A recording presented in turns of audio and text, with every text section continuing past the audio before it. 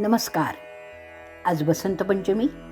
सर्व भाविकांना खूप खूप खूप हार्दिक शुभेच्छा. आजपासून आपण एक नवीन पुस्तक घेणार आहोत. हे पुस्तक लिहिलेलं आहे पुष्पाताई नाईक यांनी. पुस्तकाचं नाव आहे संत जनाबाईंचे सार्थ अभंग. या पुस्तकाचं प्रकाशन केलेलं आहे आशिदा प्रकाशन, डोंबिवली. प्रथम आपण प्रस्तावना ऐकणार आहोत. पुस्तकाला प्रस्तावना दिलेली आहे डॉक्टर सौ अनुराधा सुधीर कुलकर्णी यांनी. प्रथम आपण प्रस्तावना ऐकूया. भागवत मंदिराचं रूपक असलेला श्री तुकाराम महाराजांचा एक प्रसिद्ध अभंग आहे. संत कृपा झाली इमारत फळा आली, संत कृपा झाली इमारत फळा आली, ज्ञानदेवे रचला पाया, उभा दिले देवालया. नामातयाचा किंकर त्याने केला हा विस्तार, जनार्दनी एकनाथ स्तंभ दिला भागवत. तुका झाला से कळस भजन करा सावकाश. भागवत धर्माच्या या मंदिराचा श्री नामदेव महाराजांनी विस्तार केला असं श्री तुकाराम महाराज म्हणतात. कारण श्री नामदेवांनी या भागवत धर्माचा महाराष्ट्रात तर सर्वत्र प्रसार केलाच, पण तो पंजाब पर्यंतही पोहोचवला. या अभंगाचा अजून विस्तार करायचा झाल्यास या भागवत मंदिराच्या श्री नामदेव रूपी विस्तीर्ण सभागृहात जनाबाई रूपी मंजुळ घंटा आहे असंच म्हणावं लागेल. मंजुळ घंटा जनाबाई हरिनामी गुंजत राही. नामदेव महाराजांच्या गाढ विठ्ठल भक्तीचा वसा जनाबाईंनीही घेतला. घरकामात अखंड गुंतलेल्या त्या साध्या भोळ्या स्त्रीच्या अंतरात मात्र परमात्म्याचा एकात्म भाव पूर्णतः भरलेला होता. विदेही वृत्तीमुळेच अद्वयानंदाची अनुभूती त्या घेत होत्या आणि म्हणूनच त्या म्हणू शकलेल्या आहेत की देहभाव सर्व जाय तेव्हा विदेही सुख होय. देहभाव सर्व जाय तेव्हा विदेही सुख होय. तया निद्रे जे पहुडले भव जागृती नाही आले. ऐसी विश्रांती लाधिली आनंद कळा संचारली. त्या एकी एक होता दासी जनी कैची आता. ब्रह्मैक्याचा परम अनुभवाने भरलेला खरं तर हा अभंग आहे. जनाबाईचा देह कष्ट करीत होता, पण मन मात्र विदेही होतं. देहाच्या पल्याड असलेल्या आत्मभावाशीच संलग्न होतं. जिथे देहभावच संपूर्ण जातो, मी माझे पण जिथे राहत नाही, तिथे विदेहपणाचं अपार सुख लाभतं. कारण दुःख नेहमी अपूर्णतेचं असतं. आदी अंताने बांधलेला देह अनंत आनंद कसा मिळवू शकेल? मात्र जे देहाचा मोह सोडून आत्मभावात रमलेले आहेत ते आनंद स्वरूपाशीच एकरूप होतात. विदेहीपणाची निद्रा ज्यांना लागली त्यांना आता पुनश्च संसार भानाची जागृतीच नाही. अशा अवस्थेची विश्रांती जनाबाईंना लाभली आहे आणि अंतःकरणात अवीट आत्मानंदाचा संचार झालाय. जनाबाई म्हणतात की साक्षात ऐक्याशीच ऐक्य झालंय. आता दासीजनी परमात्मा विठ्ठल असं द्वैत राहिलेलंच नाहीये, तर सर्व एकच झालंय. सद्गुरू नामदेव महाराजांच्या प्रमाणे जनाबाई देखील देवांशी संवाद साधू शकल्या होत्या. एके दिवशी रात्रीचे समयी देव आले लवलाही, सुख शेजे पहुडले जनी सवे गुज बोले.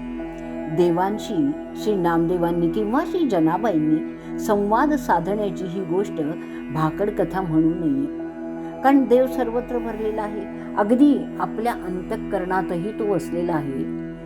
ही नुसती या महात्म्यांची श्रद्धाच नव्हती, तर त्यांची ती साक्षात अनुभूती होती. आणि त्यामुळे स्वतःच्या मनाशी किंवा कोणीशीही संवाद साधणं म्हणजेच त्या सर्वेश्वराशी संवाद साधणं त्यांना शक्य होतं.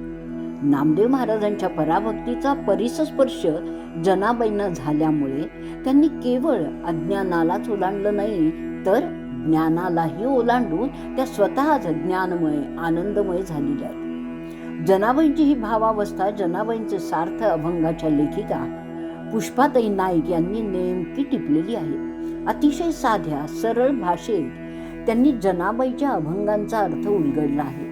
त्यांच्या या प्रासादिक भाषेमुळे कुणालाही सहजतेने जनाबाईंच्या अभंगातलं सौंदर्य जाणता येतं. उदाहरण द्यायचं झालं तर एक उदाहरण देता येईल ते म्हणजे श्री जनाबाईंचा एक सुलभ अभंग आहे इथे. त्याचा अर्थ लिहिताना लेखिका म्हणतात, मोठ्या कळकळीने जनाबाई पांडुरंगाला विनवित आहे की अरे ऋषिकेशा, मला चरणांची ठेव, माझं म्हणणं ऐक रे, कारण तूच तर माझा पिता आहेस. जनाबाईंच्या अभंगा इतकाच त्याचा लेखिकेने गद्यात लिहिलेला अर्थ रसाळ वाटतो.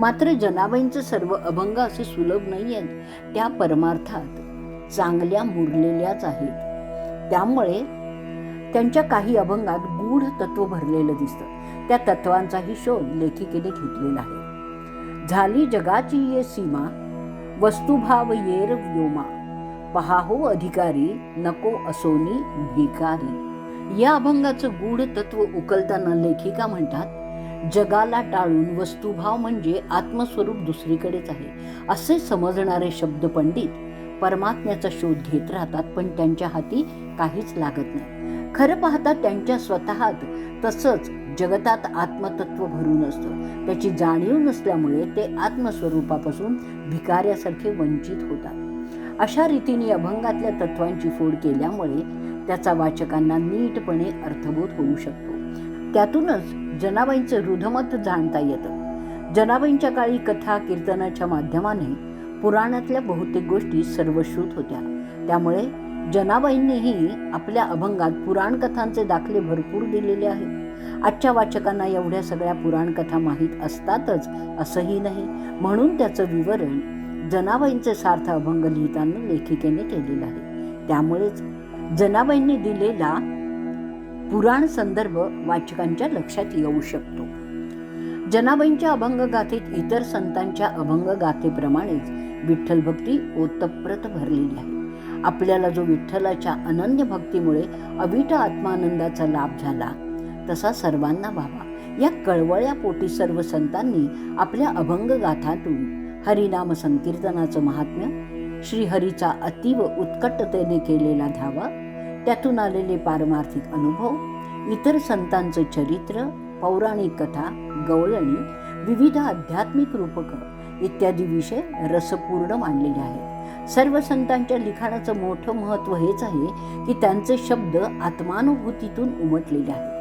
त्यांच्या प्रत्येक शब्दाला परतत्व स्पर्श आहे आणि म्हणूनच या सर्व संतांच्या सार्थ अभंगगाथा उपलब्ध व्हाव्यात. अजूनही कितीतरी संतांच्या सार्थ गाथा झालेल्याच नाहीये. या संतांच्या सर्व अभंगांचा नेटका मागोवा घेतला गेला तरच अभ्यासकांसाठी तो फार मोठा ठेवा होईल. आपली मराठी भाषा समृद्ध होण्यास हातभारही लागू शकेल. या दृष्टीने पुष्पाताईंनी केलेली ही श्री जनाबाईंची सार्थ अभंगगाथा महत्वाची ठरते. जनाबाईंची ही सार्थ अभंगगाथा लिहिताना लेखिकाच जनाबाईंमय झालेल्या होत्या.